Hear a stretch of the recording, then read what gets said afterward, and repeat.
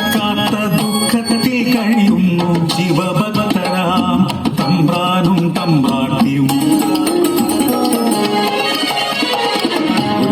ശയനത്തിൽ ശിവദർശനെ സ്വപ്നെ തമ്പ്രാട്ടി ഉണർന്നു പുലരിയായി.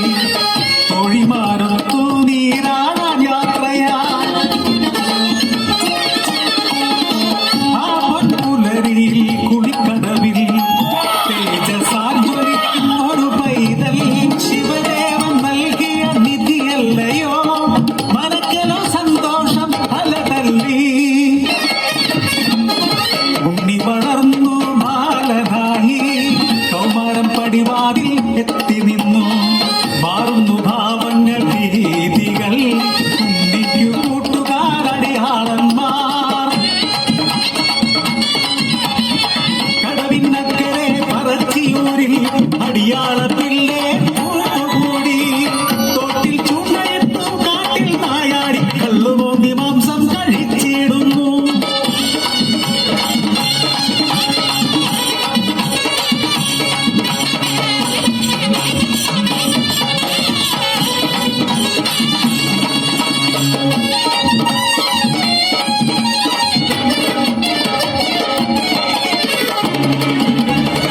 എന്റെ പടദേവതേ ഇല്ലം മുടിച്ചിടുമല്ലോ.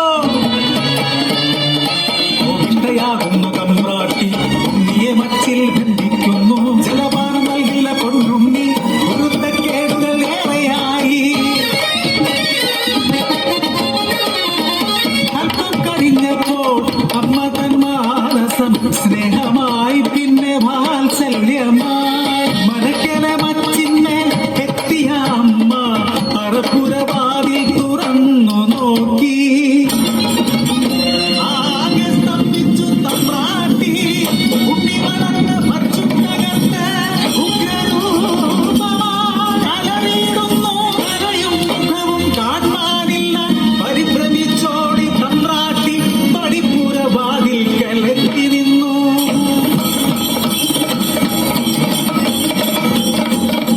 മനക്കരെ മച്ചും തകർത്തുണ്ണി വെറും ദൈവമായി മാറി. മനക്ക് മുകളില തലയിൽ ജ്വലിക്കും കണ്ണഗ്നിഗോളം.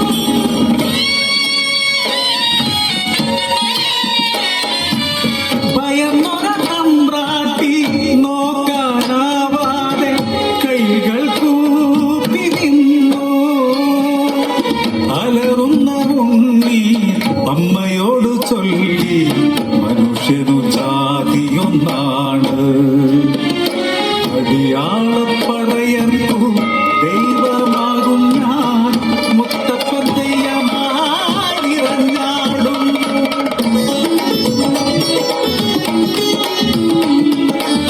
ദൈവമായാലും അമ്മയ്ക്കു നീ ഉണ്ണി ഈ അഗ്നിഗോളത്താൽ ഉണ്ണി നിൻ മുഖം ഒന്നു കാണുവാനില്ല. കണ്ണുകൾ മൂടി മുത്തപ്പനായി നീ ദർശനം നൽകൂ പറശ്ശിനിക്കടവിൽ.